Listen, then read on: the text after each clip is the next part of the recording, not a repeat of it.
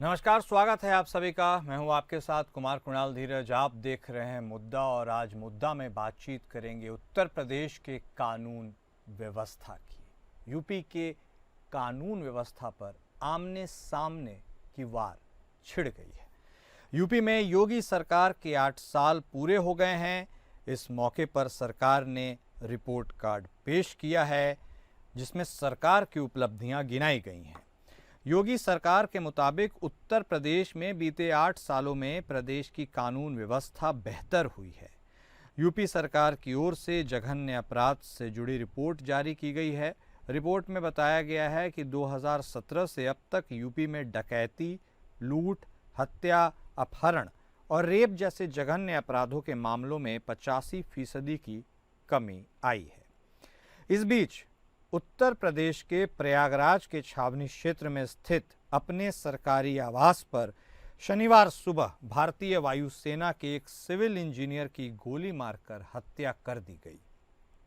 अब पूरे मामले को लेकर समाजवादी पार्टी के प्रमुख अखिलेश यादव ने योगी सरकार पर निशाना साधा है। अखिलेश यादव ने कहा कि प्रयागराज की एयरफोर्स ऑफिसर्स कॉलोनी बमरौली के हाई सिक्योरिटी जोन में एयरफोर्स के एक चीफ इंजीनियर SN मिश्रा की गोली मारकर हत्या की खबर आई है। उत्तर प्रदेश की कानून व्यवस्था के जीरो हो जाने की यह समाचार है। अपराधियों के प्रदेश छोड़ने का जो दावा कर रहे थे, लगता है उनके राज में लॉ एंड ऑर्डर के ही प्रदेश निकाला कर दिया गया है। वापसी यूं ही नहीं हो रही है, उसके पीछे नाकामी है। सपा चीफ अखिलेश यादव ने साफ तौर पर उत्तर प्रदेश की कानून व्यवस्था पर सवाल उठाए हैं, निशाना साधा है। उन्होंने यह बात स्पष्ट की है और कहा है कि जिस तरह से यह हत्या हुई है वह कानून व्यवस्था के जीरो होने का समाचार है और जो लोग इसका दावा कर रहे थे उनके राज में लॉ एंड ऑर्डर को ही प्रदेश निकाला कर दिया गया है। इन सबके बीच कानून व्यवस्था पर सपा बीजेपी के आमने सामने होने के बीच में उत्तर प्रदेश में योगी सरकार के 8 साल पूरे होने के उपलक्ष्य में एक रिपोर्ट कार्ड पेश किया गया है सरकार की तरफ से, जिसमें यह दावा किया गया है कि 85% की कमी आई है। आंकड़े बताए गए हैं और इसी को लेकर अब एक नई जंग छिड़ गई है। और कानून व्यवस्था पर क्या यह आमने सामने की लड़ाई कितनी तर्कसंगत है, इसके ऊपर आज हम चर्चा करेंगे। हमारे साथ हमारे खास मेहमान जुड़ चुके हैं। हमारे साथ भारतीय जनता पार्टी की तरफ से बतौर प्रवक्ता आलोक वत्स साहब जुड़ चुके हैं। समाजवादी पार्टी की तरफ से भी हमारे साथ बतौर प्रवक्ता रविंद्र सिंह जी जुड़ चुके हैं। आप दोनों खास मेहमान का स्वागत है। शुरुआत सिंह साहब आप ही के साथ करते हैं, क्योंकि कानून व्यवस्था पर सवाल आप ही खड़े कर रहे हैं, विपक्ष में भी आप ही हैं।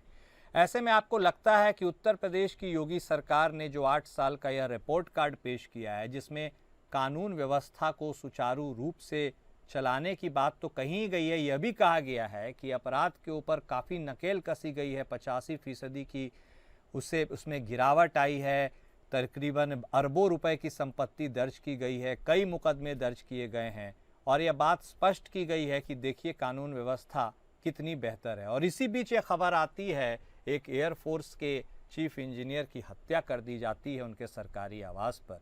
इसमें कुछ विरोधाभास सा नज़र आता है और क्या ये आंकड़े जो सरकार आपको बता रही है इससे आप सहमत हैं? ओपनिंग कमेंट आप ही से, सिंह साहब। इससे पहले भी एक अपने उपलब्धियों का 8 साल का ब्यौरा जारी किया था। हाँ, तो उसी को जब सरकार के नीति आयोग RBI से और NCRB से मिलाते हैं तो वही गलत था, झूठ था। ये भी पूरी तरीके से झूठ है, क्योंकि अपराध के जो आंकड़े हैं NCRB बताती है, जो अंतिम रिपोर्ट जो 2022 की आई है उसमें हर क्षेत्र में यूपी ने बढ़ावत दर्ज की है, कुछ क्षेत्रों को छोड़ के। जिसमें अगर महिला अपराध देख लें तो महिला का अपराध 20 में करीब 50,000 था, 21 में बढ़ के 56,000 हो गया और 22 में 66,000 हो गया। अपराध महिलाओं के सारे प्रकार के, चाहे ब्लैकमेलिंग के हो, दहेज हत्या भी नंबर 1 है, नाबालिग दुष्कर्म में भी नंबर है, पॉक्सो एक्ट में भी नंबर है, साइबर अपराध में महिलाओं के 5वें नंबर पे है। तो ये सारे क्षेत्र में है, अपहरण में भी है, डकैती में भी है और ये जमीन पे भी दिखाई पड़ता है। इनका IPS वसूली करता है, महोबा में बैठ के, इनका आईपीएस वसूली करता है मेरठ में बैठ के, इनका आईपीएस अश्लील बातें करता है नोएडा में बैठ के, इनका जो है एसएचओ वो हत्या कर देता है गोरखपुर में बैठ के। गोरखपुर में एक एसएचओ एक थाने के कुछ सिपाही मिलकर लूट कर लेते हैं एक व्यापारी से।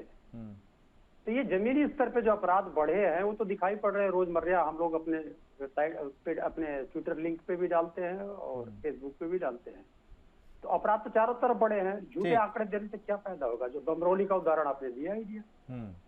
ठीक है, वत्स साहब भी हमारे साथ जुड़े हुए हैं।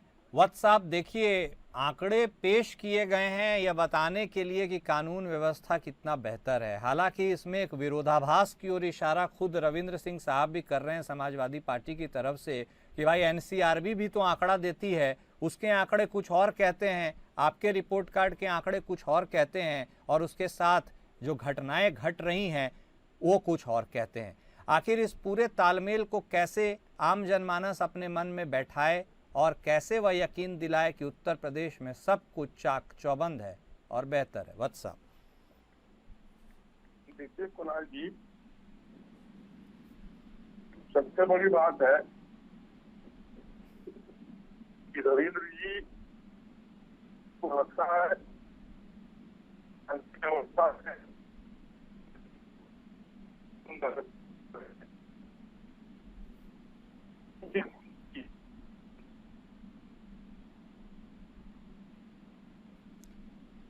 वत्स साहब, आपकी आवाज़ में क्लैरिटी नहीं आ रही है, एक बार थोड़ा सा अपना वो चेक कर लीजिए। आपकी आवाज़ हमें स्पष्ट सुनाई नहीं दे रही है और इसलिए शायद आप क्या कहना चाह रहे हैं वह भी हम समझ नहीं पा रहे हैं उस तरीके से। आप उसे अब आपको आवाज आ रही है? हाँ वत्स साहब, प्लीज गो अहेड। देखिए 85% क्राइम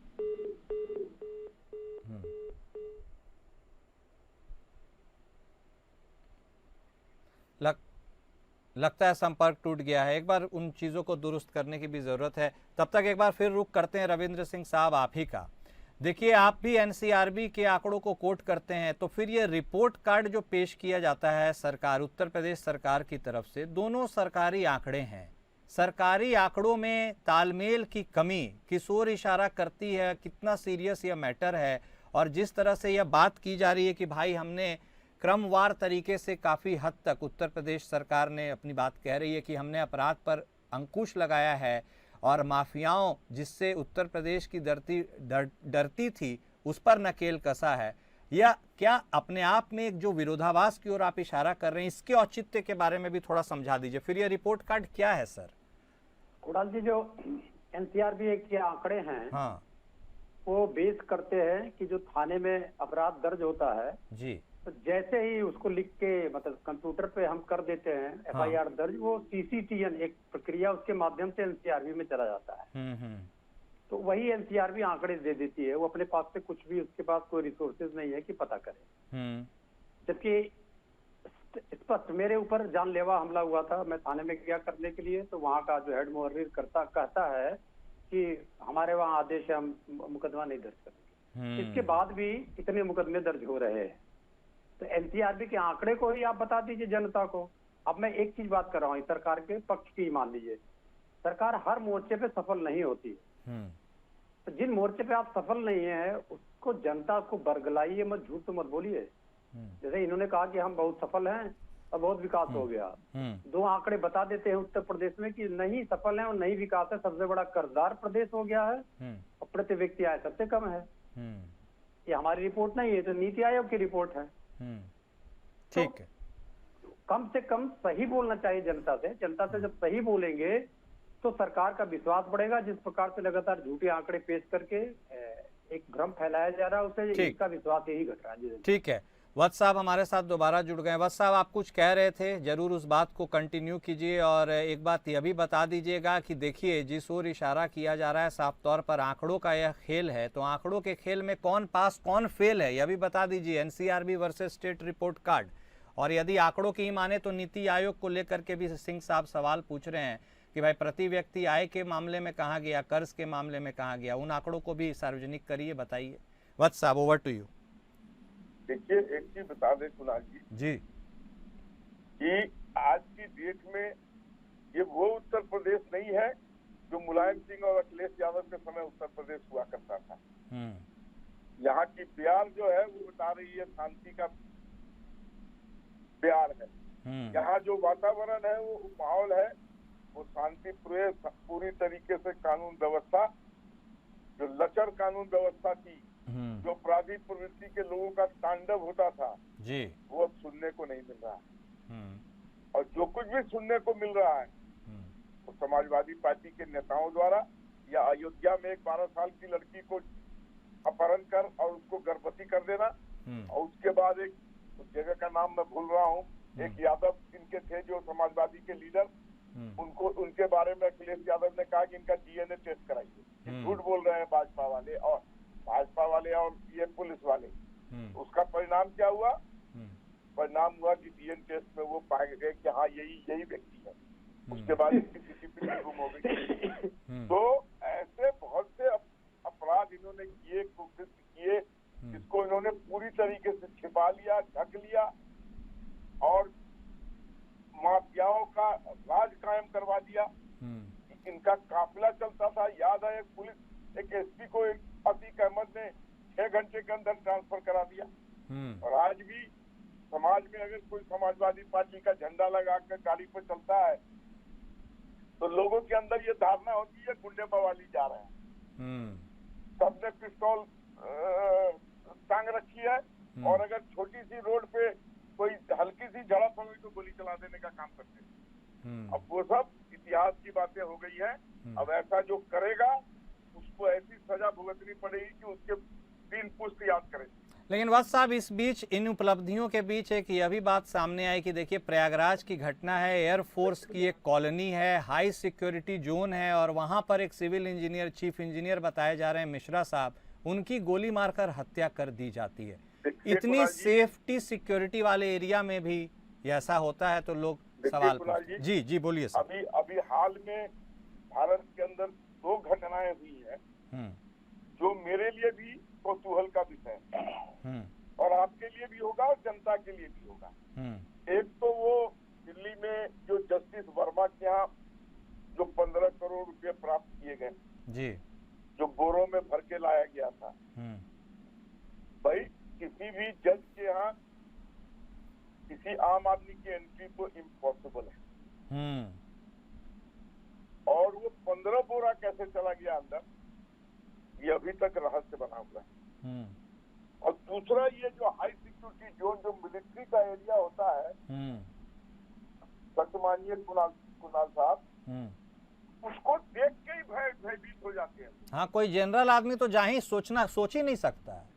मैं बचपन से मिलिट्री एरिया के पास रहता था। हम लोग उधर बचपन से डर के मारे नहीं जाते थे। हाँ। और यही खौफ और भी लोगों में था, बड़े लोगों में है, मिलिट्री के इससे पंगा लेना है, 1 मिनट में इलाज हो जाएगा। हाँ। और उसके अंदर ये घुस गया आदमी और इसने जाकर खिड़की से गोली चलाकर उनकी हत्या कर दी।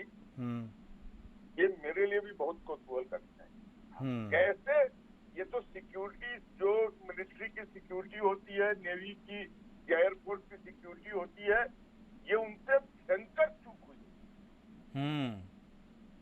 क्योंकि लोकल कानून व्यवस्था की तो बात है, लेकिन रक्षा मंत्रालय के अधीन ये तमाम विंग्स आते हैं और उनमें भी यदि ऐसी सेंधमारी की घटना हो जाती है तो लोग तो सवाल पूछते हैं, चिंता भी होती है। सिंह साहब देखिए, कुछ प्रकरणों की ओर इशारा किए हैं वत्स साहब ने और कह रहे हैं कि वह उनके मन में भी कौतूहल पैदा करता है। तो यह अपने आप में क्या इसके बारे में लोग समझे और कहे, क्या इसे अपवाद की श्रेणी में रखा जाए या फिर कुछ और? भारतीय जनता पार्टी के प्रवक्ता ने वैसा ही झूठ बोला जैसे श्रीमान मोदी जी बोलते हैं, योगी जी बोलते हैं। मैं बता रहा हूँ, एक अखबार की रिपोर्टिंग, अयोध्या गैंगरेप मामले में सपा नेता मोहित खान के नौकर राजू की डीएनए रिपोर्ट पीड़िता से मैच हो गई है। इसकी पुष्टि अपर महाधिवक्ता सो एंड सो ने दैनिक भास्कर से किया। उन्होंने यह भी बताया कि मोहित खान का डीएनए मैच नहीं हुआ। तो पहली बात तो इन्होंने झूठ बोला कि वो यादव था, फिर बोला कि डीएनए मैच कर गया। तो हमारे आदमी को बदनाम किया इन लोगों ने, हमारे कार्यकर्ता को बदनाम किया 5-6 महीने तक। डीएनए रिपोर्ट सबसे अच्छी रिपोर्ट होती है किसी भी अपराध के मामले में। तो चाहे बाल का ही डीएनए क्यों ना पकड़ा जाए, जैसे जब अभी बंदौली में हुआ तो हो सकता है वहां उसका बाल वाल गिरा हो तो उसका डीएनए चेक करा लीजिए। डीएनए रिपोर्ट आई और नहीं पकड़ा गया, मोहित खान से नहीं मैच किया। इस प्रकार का ये लोग झूठ बोलते हैं, जनता को बरगलाते हैं, बहलाते हैं। फिर अभी बता रहे थे माफिया वाफिया की बात। उत्तर प्रदेश सरकार खुद बताती है कि हम कितने नकारा हैं। इन्होंने 61 माफियाओं की रिपोर्ट जारी किया था, उसमें से कुल 9 के खिलाफ कार्रवाई किया। तो बाकी क्या आपको डरा दिए? आप डर गए बाकी माफियाओं से? 52 माफियाओं से आप डर के बिल में घुस गए? उन 52 माफियाओं के बारे में भी तो बताइए अपनी कानूनी उपलब्धि में कि उनका क्या हो गया। फिर आपके वहां मैंने शुरुआत दौर में ओपनिंग कमेंट से बताया कि इनके वहां पुलिस के द्वारा लगातार अपराध किए रहे। इस प्रकार के भी अपराध हुए हैं। झांसी में एक बलात्कार पीड़िता गई और पीड़िता के जाने के साथ ही उससे फिर उसमें गए थाने में बलात्कार हो जाता है। मुख्यमंत्री कितने संवेदनशील है, एक बलात्कार पीड़िता से मिलने के जेएमयू में जाते हैं और उसका फोटो वायरल कर देते हैं। ये मामले में ये जो सिंह साहब, रविंद्र सिंह साहब आपने बताया बहुत चिंता का विषय है। एक बार रुक कर लेते हैं वत्स साहब। देखिए, कोई अपराधी अपराध करे वो सारी चीजें तो रिकॉर्ड हो जाती हैं, रजिस्टर हो जाती है, आंकड़े के तहत बाहर आती है, उस पर हम चर्चा करते हैं।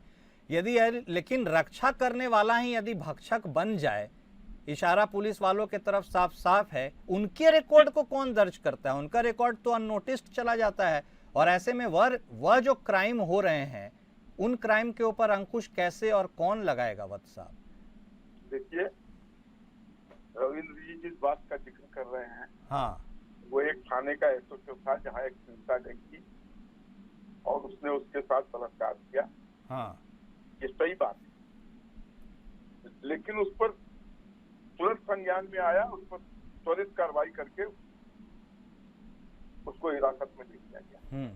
और नशे में तो आम पुलिस वाले की क्या व्यवहार है। आदमी, मैंने बचपन में सुना था, बढ़ गए घट गए इंसाफ, बढ़ गए साए।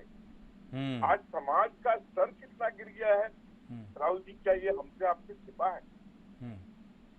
आज आदमी कैसा बन चुका है, दहशी बन चुका है, दरिंदा बन चुका है, ये हमसे आपसे छिपा है। पुलिस वालों का क्या रवैया है आम आदमी के प्रति, क्या ये हमसे आपसे छिपा है? सरकारी दफ्तरों में फाइल आगे बढ़ाने के लिए जो व्यवहारें होती है, क्या वो हमसे आपसे छिपा है?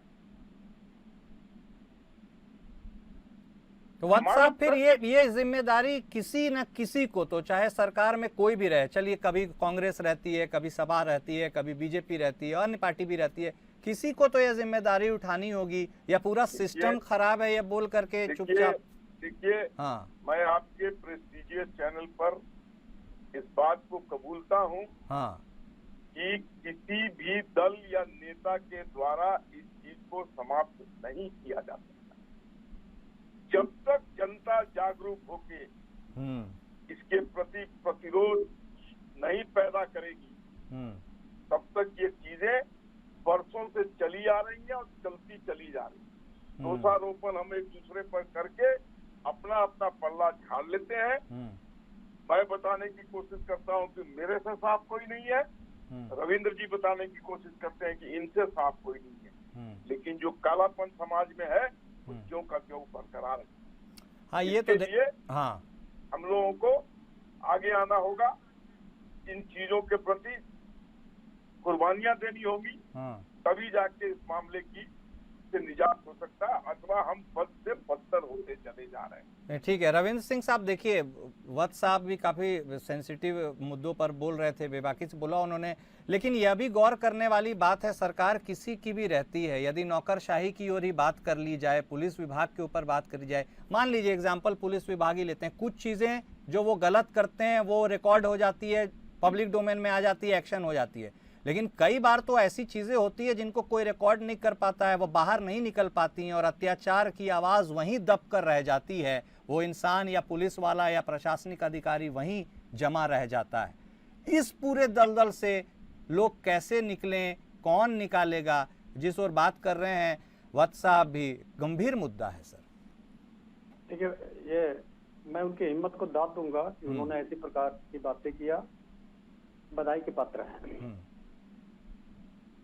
अब इस प्रकार के अपराध क्यों घट रहे हैं? एक आईपीएस अपराध करेगा, एक आईएएस अपराध करेगा।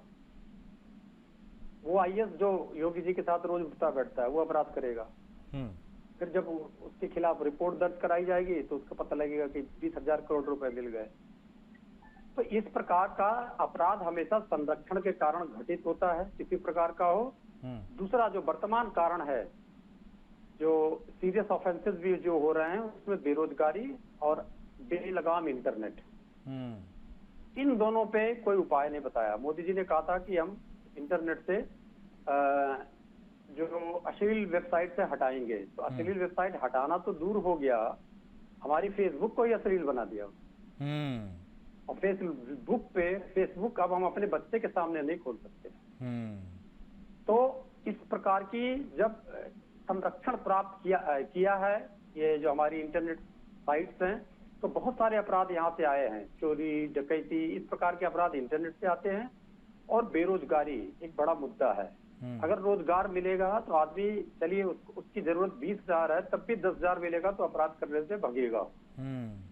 दूसरा घटना ये है। तीसरा, जो अभी जिसपे हमने बधाई दिया है भारतीय जनता पार्टी के प्रवक्ता को, उन्हें स्वीकार किया है, क्योंकि हमारी ब्यूरोक्रेसी एकदम बेलगाम हो चुकी है। बेलगाम के साथ साथ उसको संरक्षण भी प्राप्त है। जैसे अभी एक सीओ है संबल का, उसने वो हरकत की कि उसको तुरंत टर्मिनेट कर देना चाहिए था।